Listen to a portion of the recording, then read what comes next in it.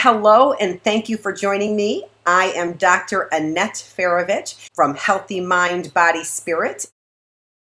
What we are doing right now is we are doing a wonderful series, and the series is on love and sex in the 21st century. One of the things that I'm doing is I am actually introducing a sort of surprise episode here. And the topic for today is part 2 of episode 6, which is a philosophical look at love and dating. And what I wanted to do here was I wanted to talk a little bit more about dating.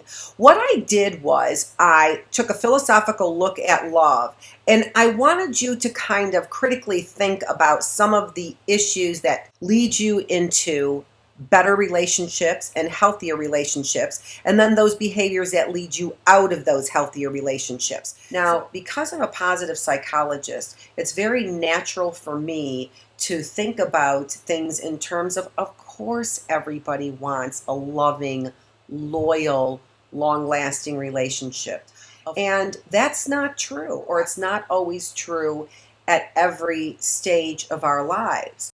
But when our needs in the relationship are not getting met, and what that ends up doing then is creating this downward spiral. There are ways that we create upward spirals, and there are ways that we create downward spirals. Okay, so episode 6, a philosophical look at love today, and more specifically, we are looking at dating. And how does dating lead us to loving, healthy relationships, or how can it actually lead us to wanting to avoid healthy, special relationships?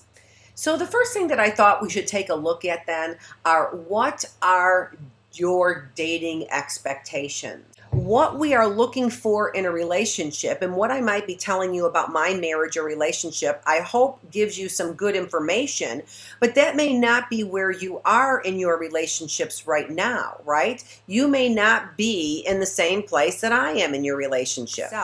So knowing your expectations, your true, real expectations, help allow you to become and develop into your true self. This is necessary for loving relationships. Right? We really have natural inclinations that are biologically based that help us figure out where we fit in socially with our true identities, all right?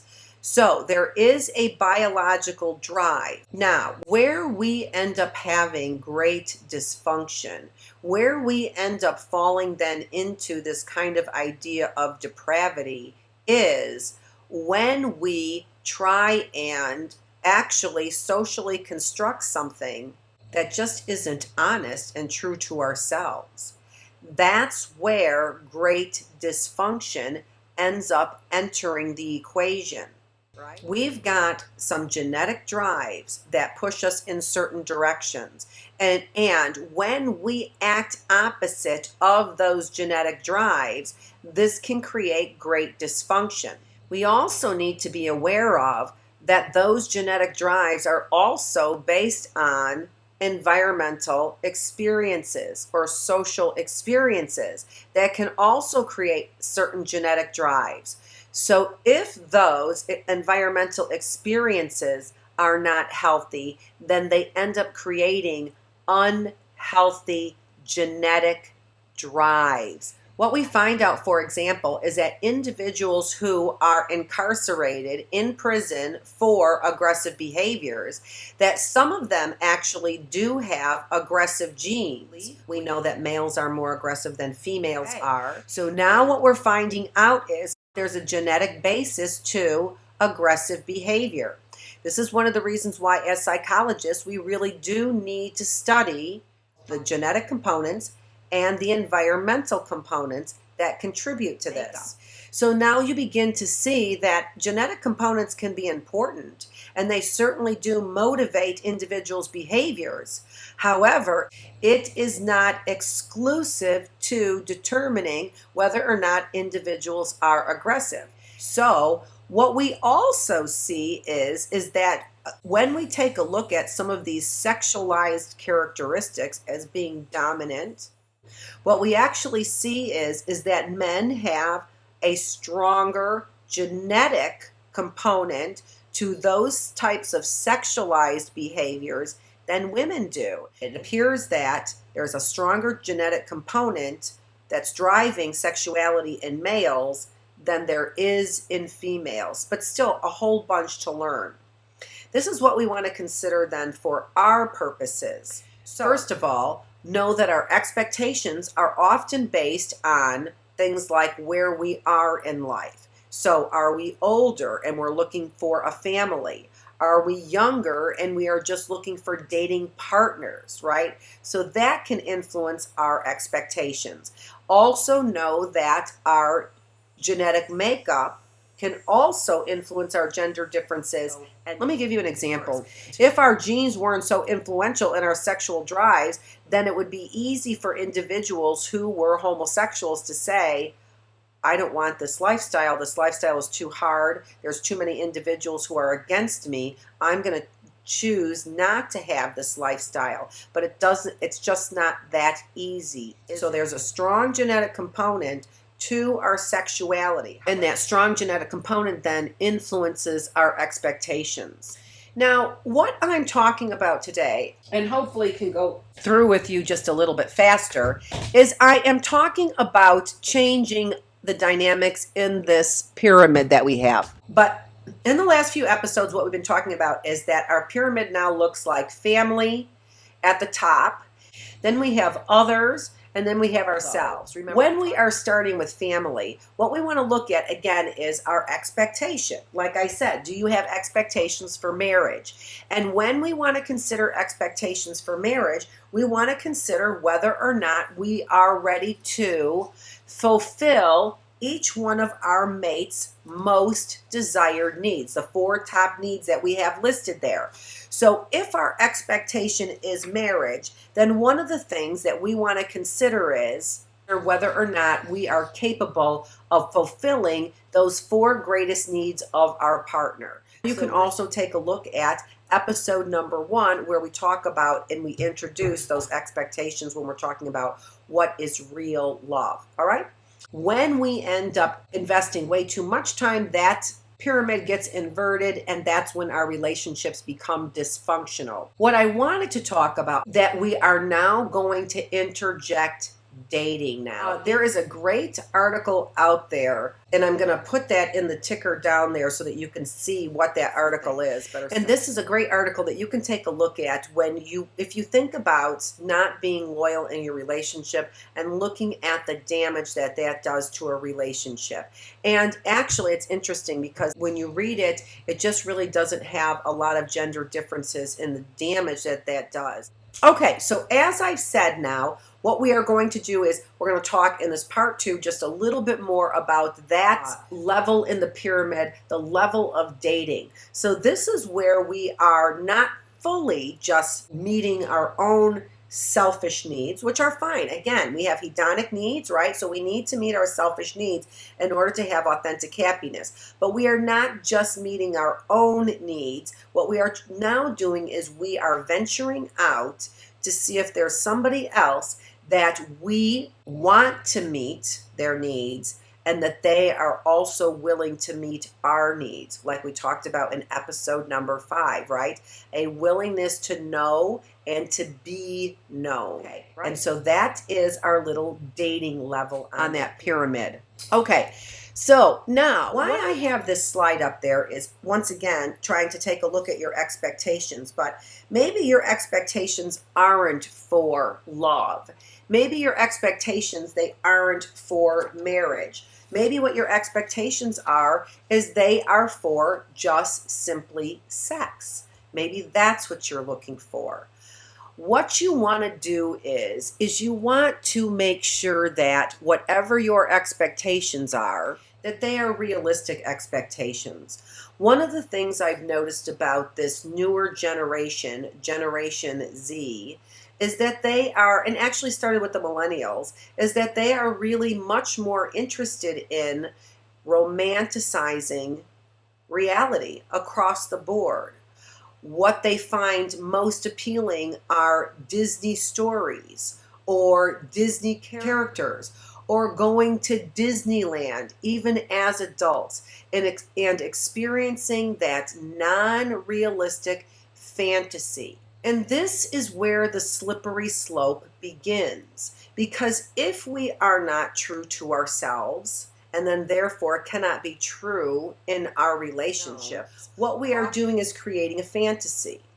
And what we see more and more with this rise in sexual predators, what we see more and more with this rise in violent, aggressive sex, pornography, in this idea that we are cavalier to the number of women who have experienced sexual abuse or sexual harassment. One of the areas of this slippery slope is we realize life is no longer a fantasy, but what we want to do is we want to create a fantasy in our lives. So once again, what are your expectations in relationships?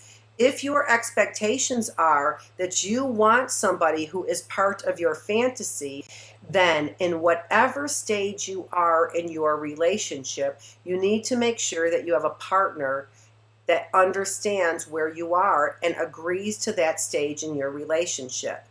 This is where we end up creating great dysfunction, not only for ourselves, because there's guilt and shame in engaging in relationships where we have one expectation and somebody else has an entirely different expectation.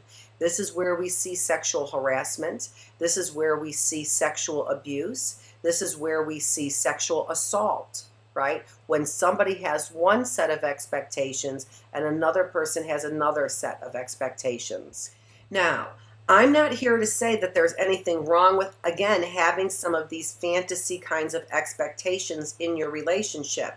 You just need to make sure, because this is allowed in all kinds of relationships, even scripturally. So in marriages, we can have wonderful fantasies in our bedrooms behind closed doors, and those things, even scripturally and even with God, are allowed. They are not allowed when individuals don't have the same expectations that you have. So one of the ways to not go down the slippery slope into loneliness and depravity when we are reaching out in our relationships is to make sure that we have clearly in mind set a level of expectations that we have for another individual. And those expectations should be set on the types of values that we have for relationships. Not everybody has the same values in their relationships. Not everybody has a value of a healthy, loving outcome for their relationships. But if we choose not to damage other people because of our own expectations, we need to communicate those expectations. We become damaged because of our shame and doubt in the way that we're supposed to behave in relationships, and the other individuals become damaged in their ability to trust individuals in their loving relationships. Now, what I asked you to do is I asked you to complete a survey that was by David Buss. It is a mate preferences survey is what it is. So what they did was Dr. Buss, and Dr. Buss is an evolutionary psychologist. He is taking a look at mate preferences. Mate preferences have to do with dating relationships and casual relationships. They really are not taking a look at long-term relationships. The things that we know about long-term relationships is that these things that are on this mate preferences list are less appealing and they are correlated less with long-term relationships. And what we're measuring here are dating preferences, not necessarily preferences that we have for long-term mates. What I feel is critical when you're taking a look at these mating preferences is whether or not these mating preferences remain preferences even in long-term relationships. But we're going to talk about some of the distinctions when we look at these gender differences in mating preferences. So you gave a characteristic that's listed here, a 3 if it's indispensable, a 2 if it's important but not indispensable, a 1 if it's desirable but not important, and a 0 if it's irrelevant. Okay, so hopefully you rated all those on a scale of 0 to 3. And what I want to tell you is, what were some of the general findings that they looked at when they were looking at these characteristics? So these were actually characteristics that were generated most often on self-generated lists. So when individuals were asking what were the most important characteristics in their mate, these were the ones that they listed. 44% of the respondents thought caring was most important. 29% said happiness. 28% said wanting to be with the other person. 23% said friendship, feeling free to talk about anything with 20%, warm feelings 17%, accepting the other 16%, trust 15%, commitment 14%, sharing 14%, thinking about the other all the time 14%, and sacrifice 14%. Those were the top values that individuals had in another mate. And if you look closely, many of those, not all of those, but most of those were not on Buss's list. This demonstrates that there are many characteristics that are more important to have in a potential mate than the ones listed there on Buss's list, such as good housekeeper, financial prospect, similar education. These things are more external values than they are internal values, right? And we talked a lot about external versus internal values in episode number 5, for example, and we continue to talk about it in the rest of our episodes as well. As far as Buss's numbers are concerned, both men and women rated highly mutual attraction and love, dependable character, emotional stability and maturity, and a pleasing disposition. So once again, what you are finding is that the most important characteristics are not characteristics that distinguish males versus females. What were rated the lowest by both men and women were chastity, similar religion, and similar politics. And so those were rated the least by both men and women.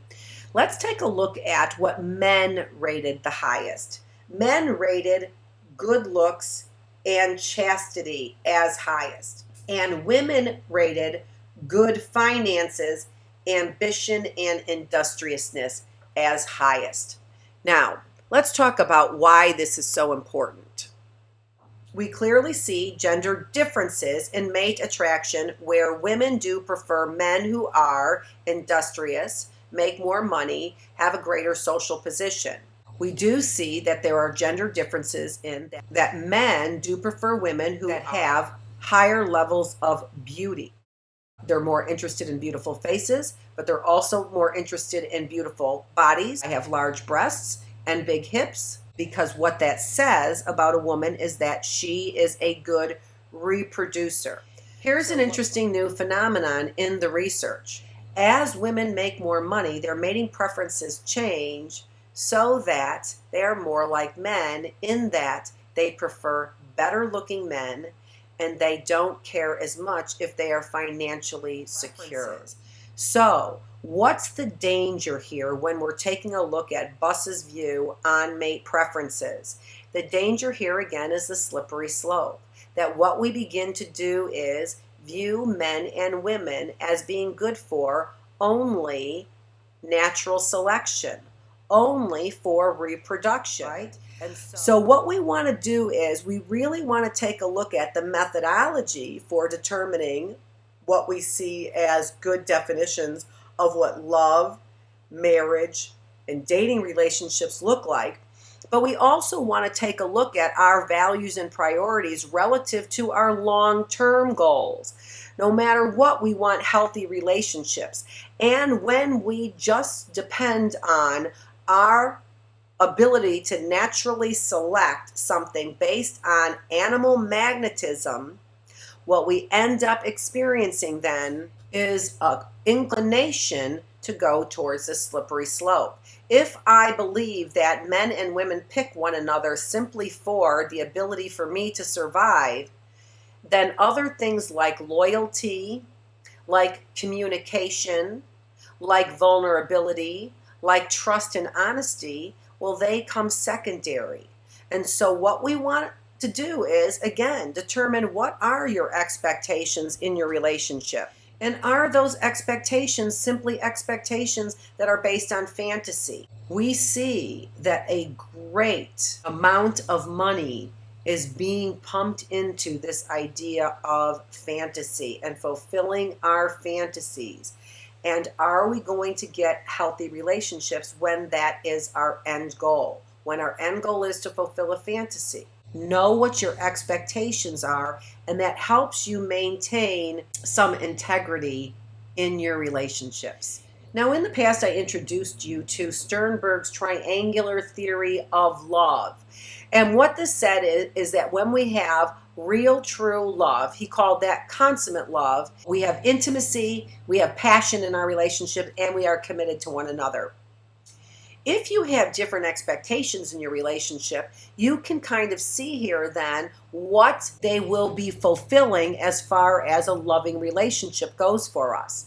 If you are simply looking for sex, then that would be a passion-only relationship. Passion only is what I'm interested in. Let your partner know. If I want a friendship with that person, intimacy, but I also want to have sex with that individual, that's Sternberg referred to as romantic love. Again, let that individual know what your expectation is. If I only want to be friends with that individual, then I need to commit to a companionate kind of love, where I'm committed to a relationship because I like that person, but I'm committed to the idea that I don't want to have sex with that person. Know your values when you're going into relationships.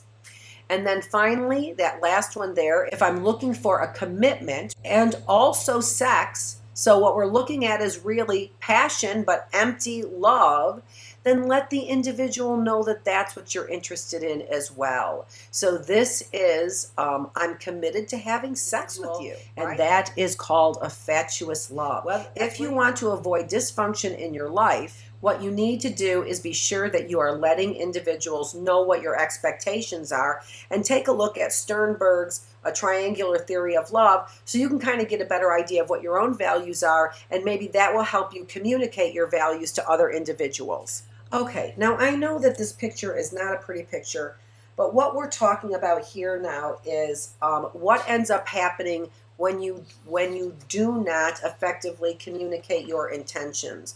And what we see here is not only just a picture of somebody who is abused, but also we see a picture here of the way that alcohol can influence our opinions regarding sexual cues in our dating relationships. And one of the things that I kind of wanted you to consider there is I wanted you to consider whether or not you felt that picture there, if that felt attractive to you. And these are some of the things that you really want to consider when you are thinking about the kind of relationship that you want to have with an individual. Now, there are individuals who are into different types of sex, but you need to make sure that the individual that you're with, that you are not forcing unwanted or undesirable sex onto another individual, because again, that creates great trauma. Now, I just want to go back just a little bit to this expectations here, because, and then kind of fold into some of the expectations that we might have that causes ourselves great shame and guilt and trauma, and causes other individuals great guilt and shame and trauma. Before I roll into that, though, I just want to talk a little bit about some of the other statistics that I wanted to point out in relationships. Now, let me ask you a couple quiz questions. So who do you think falls in love first? Men or women? So again, we're taking a look at some of the gender differences in our loving relationships, or in relationships in general. Who falls in love first? Men fall in love first.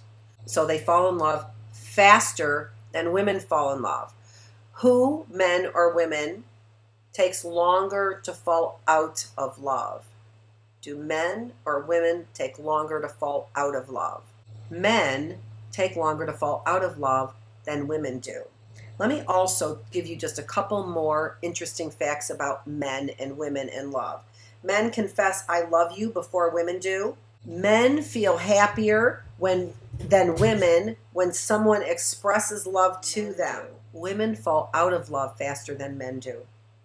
Men have more experiences of loving someone who doesn't love them back than women do. Women have more experiences of receiving love but not reciprocating that love. When a love relationship breaks up in a heterosexual relationship, men suffer more intense emotional distress than women do. And men are also likely to get married again faster than women.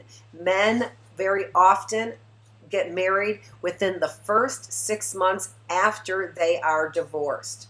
So this is really interesting. It kind of changes our expectations then of a relationship with men and women. We should know, are those things what we are expecting or not?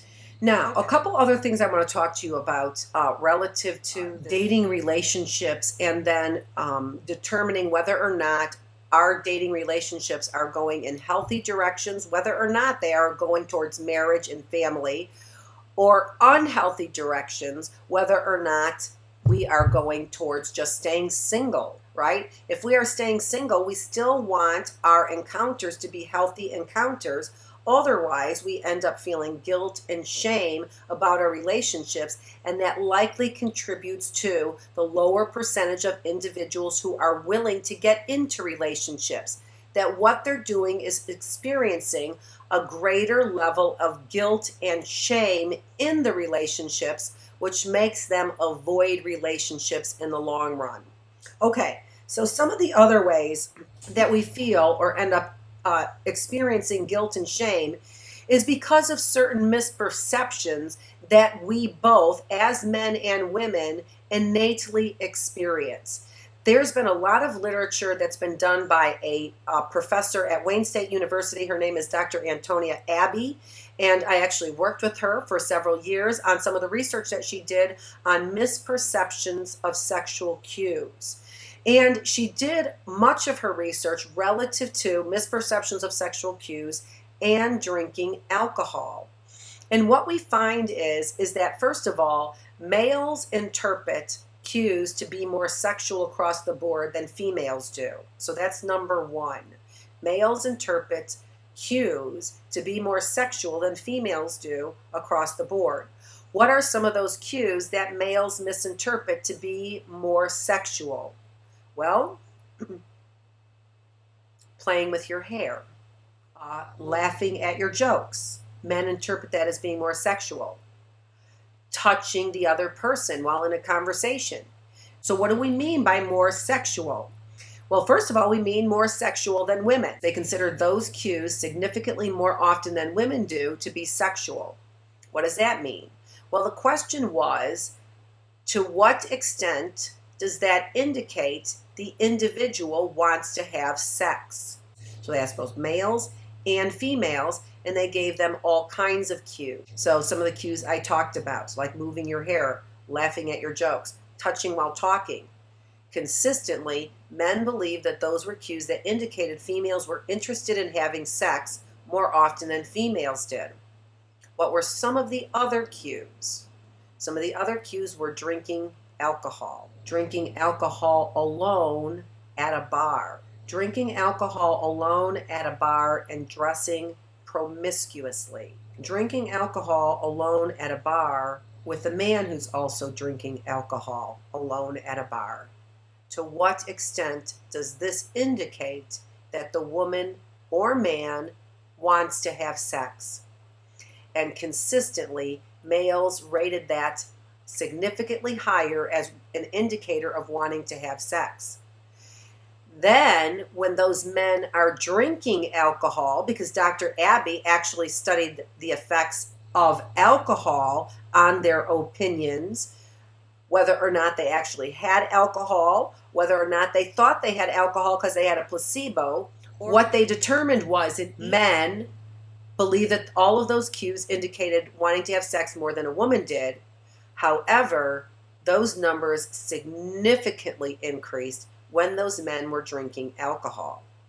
So, know your expectations, both as a male and a female.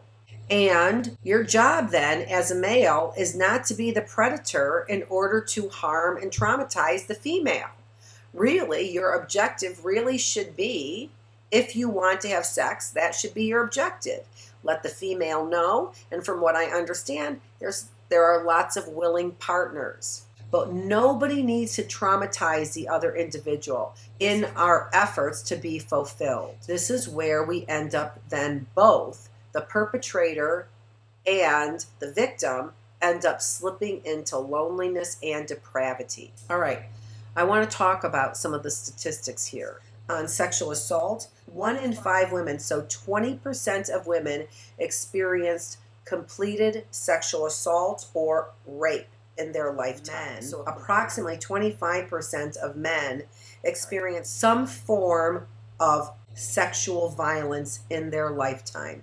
This is coming from the National Sexual Violence Resource Center, is where I'm getting these statistics from.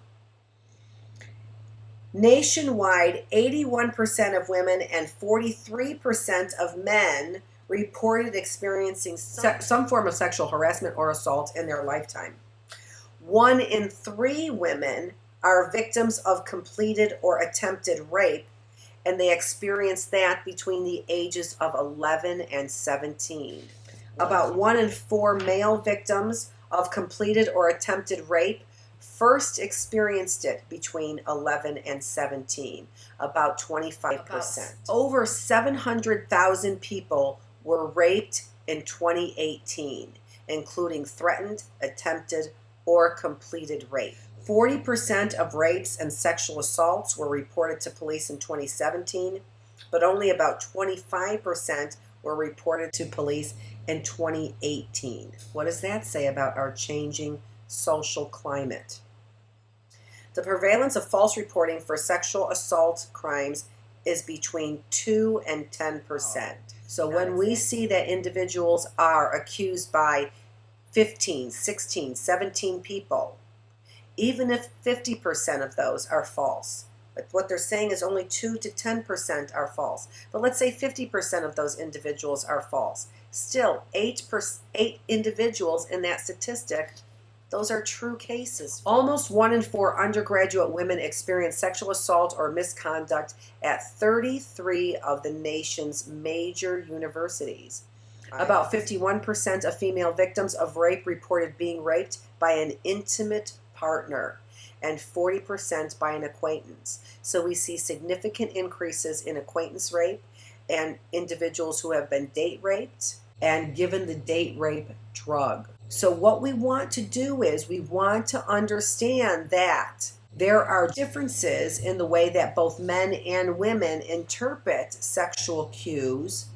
And in order to avoid those misinterpretations, both on the part of the male and the female, we all need to know and communicate what our expectations are. I also looked at some human trafficking statistics in the United States. So there are 2 primary forms of sex trafficking: forced labor, and then activities that are used to coerce or compel individuals into having sex.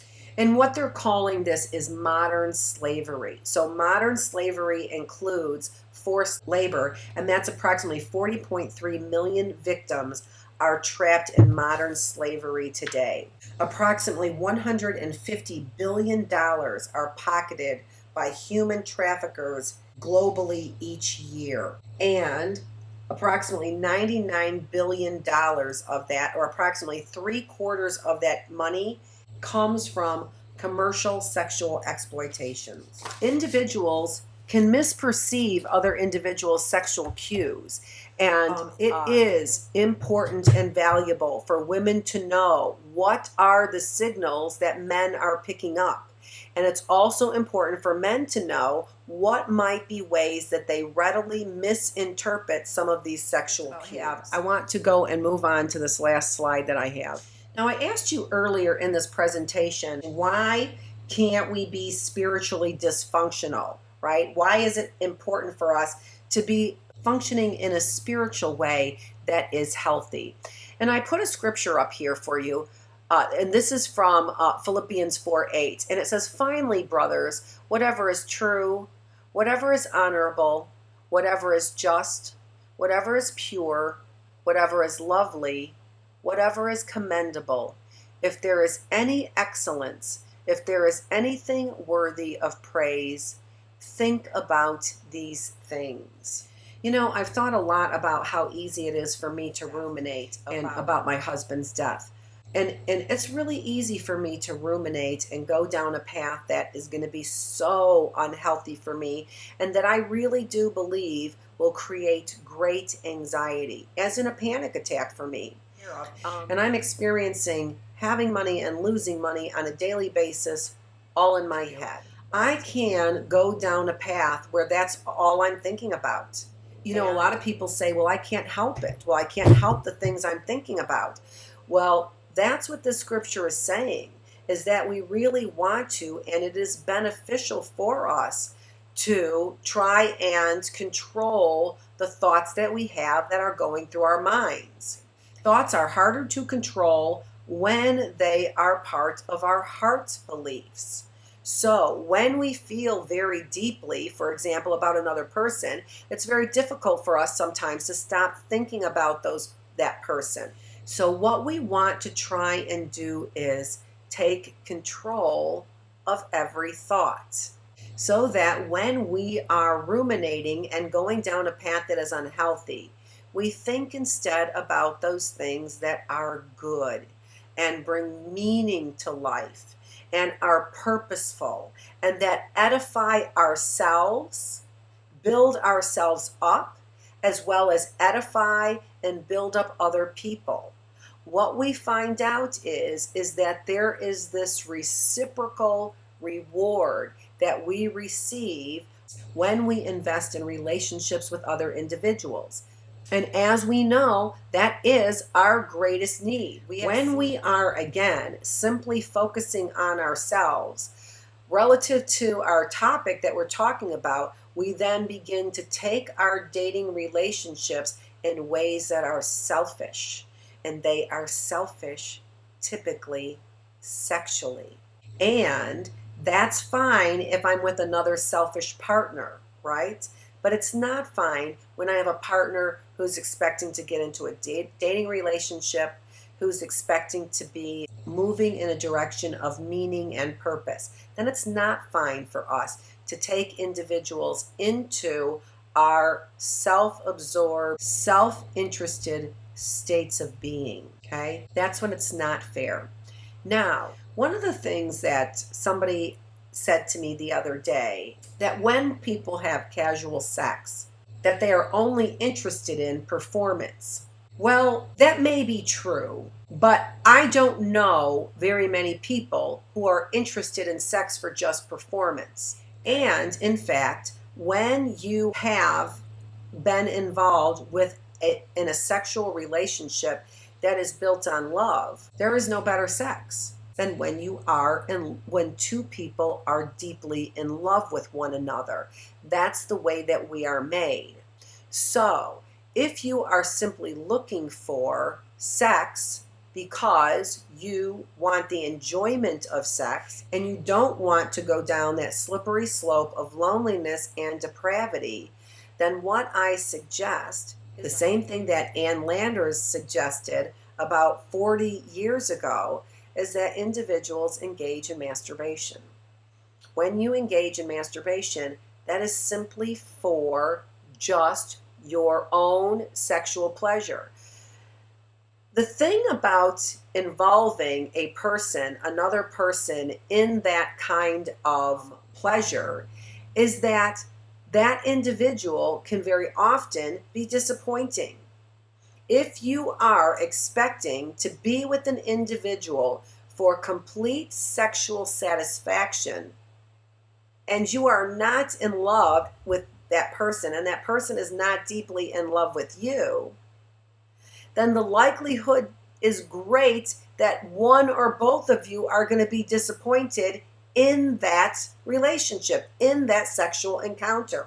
And we know that those sexual encounters, when they are casual, very often include alcohol, and therefore very often include misperceptions of sexual cues. If you are looking for sexual satisfaction and that is your number one goal, well, likely the person who knows how to please you best is likely you. And there are few disappointments when you are engaging in that kind of sex, especially if your goal and your outcome is simply sexual satisfaction.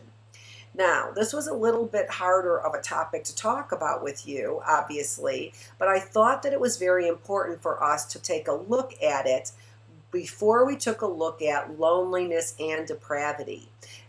We become lonely when we are not getting our needs met. And I've given you several reasons why we may not be getting our needs met. But that doesn't necessarily put us on a slope of depravity just because our needs aren't being met. I can work harder to get my needs met. For example, I've been putting up a whole lot more videos, if you've noticed, because I don't have my partner here with me. And so what am I going to do? Am I going to ruminate about the fact that I don't have my partner? Am I going to sulk about not having anything to do? What I do is I get engaged in life. I fulfill my second need that we talked about in episode number 5, the good life. That's what I fulfill, right?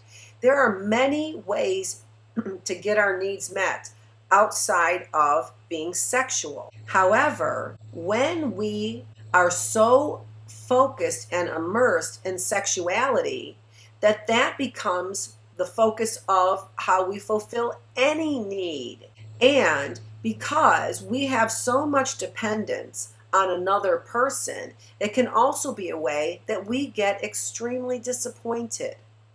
And that is what leads us to loneliness and depravity. So make sure that you are letting other individuals know what your expectations are, because you're clear about your expectations yourself. And when your expectations for a relationship are selfish, then what you likely should do is fulfill them sexually in a selfish way as well. That is not involving another person. All right. This is Dr. Annette Farovich with healthymindbodyspirit.net. Please remember to join me every Sunday at 4 o'clock Eastern Standard Time for the last in our series on love and sex in the 21st century, where we're going to be talking about, is God love? You can see all of my videos on my website, healthymindbodyspirit.net. You can also find them on YouTube, Dr. Annette Farovich, if you search for me on YouTube. And you can find all of my videos in my series there, as well as all of my videos on self-esteem that I have in that series, as well as some other interesting videos that I have on spirituality as well as nutrition. So make sure that you go and visit me on YouTube. And when you're out there, like my videos and subscribe to my videos. Hopefully I will see you here live next week, and I will be editing those videos so they will be up and ready for you. And thank you so much for joining me for this part 2 of a philosophical look at love.